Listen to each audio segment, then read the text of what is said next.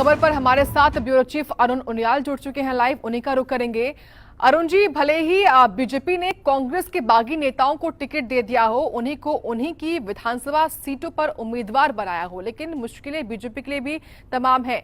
और क्योंकि अब मुख्यमंत्री सुखविंदर सिंह ठाकुर का बयान भी सामने आ चुका है, वो साफ तौर पर कह रहे हैं कि इससे साबित होता है कि बीजेपी खरीद फरोख्त में लगी हुई है, यानी कि कांग्रेस पार्टी आगामी प्रचार प्रसार में जमकर बीजेपी पर आरोप लगाने वाली है।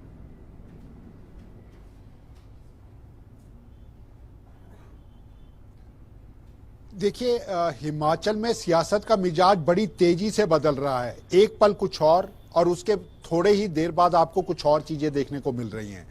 आज जब ये बिल्कुल माना जा रहा था होली और होली के बाद आज मुख्यमंत्री के जन्मदिन के बाद चीजें हिमाचल में शांत सी दिखाई देने लगी थी, आज एक बड़ा धमाका भाजपा ने किया। ये जो 6 बागी कांग्रेस के चेहरे हैं, इन 6 के 6 कांग्रेस बागी नेताओं को उपचुनाव के लिए टिकट बांट दिए गए।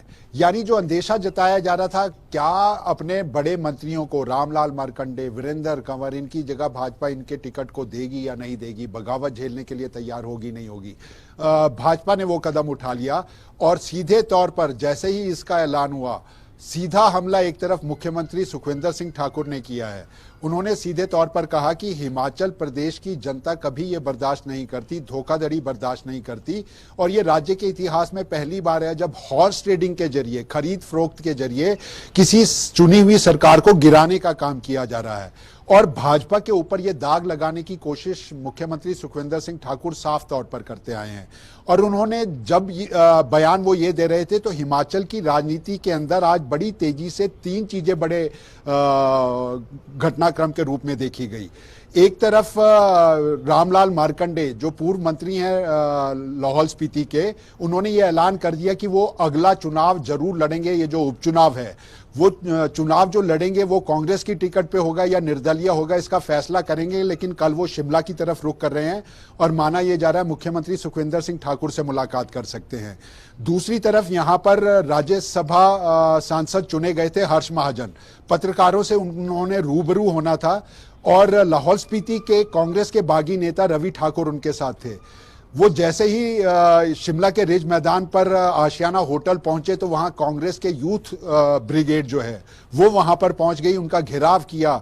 उनके खिलाफ एक आक्रोश यूथ कांग्रेस ने जाहिर करते हुए कहा कि ये जो कांग्रेस के साथ धोखा करने वाले लोग हैं, ये हमें जहां भी मिलेंगे इनकी खिलाफत की जाएगी। चुनी हुई सरकार को ऐसे हिमाचल में गिराने वालों को बख्शा नहीं जाएगा। और तीसरी बड़ी चीज जो हुई वो ऊना जिले के भीतर देखी गई, जहां पर कुटलैहड़ पूर्व मंत्री हैं वीरेंद्र कंवर, वहां नेता प्रतिपक्ष जयराम ठाकुर गए थे, बैठक बुलाई गई, लेकिन उस बैठक में वीरेंद्र कंवर शामिल नहीं हुए। नाराजगी की खबरें, खिलाफत की खबरें अब भाजपा के खेमे से दिखाई देने लगी है और उसी पर निशाना साधते मुख्यमंत्री सुखविंदर सिंह ठाकुर नजर आए। लेकिन जब वो ये बात रिज पे ब्लड डोनेशन कैंप के दौरान मीडिया के साथ कर रहे थे तो उन्होंने एक बात को और साझा किया। हिमाचल प्रदेश में भाजपा के 25 जो विधायक हैं वो भी घुटन महसूस कर रहे हैं। रामलाल मार्कंडे और राकेश कालिया ऊना जिले के भीतर इन्होंने अपने इस्तीफे, इन्होंने पार्टी के खिलाफ जाकर चुनाव लड़ने का ऐलान कर दिया है। लेकिन अभी भी भाजपा के चुने हुए 25 विधायकों में भी ऐसे कुछ लोग हैं जो घुटन महसूस कर रहे हैं और वो कांग्रेस के संपर्क में है। यानी राजनीति पल पल हिमाचल प्रदेश की बदल रही है।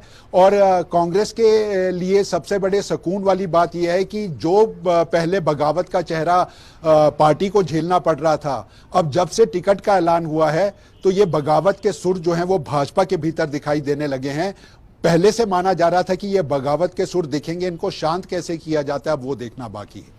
बिल्कुल, और इसी पल पल बदलती राजनीति में जो बीजेपी ने ये बड़ा दाव चला है वो बीजेपी पर खुद कितना भारी पड़ता है या क्या होता है, ये देखने वाली बात रहेगी। शुक्रिया आपका फिलहाल अरुण जी, विस्तार से हमको इस खबर के बारे में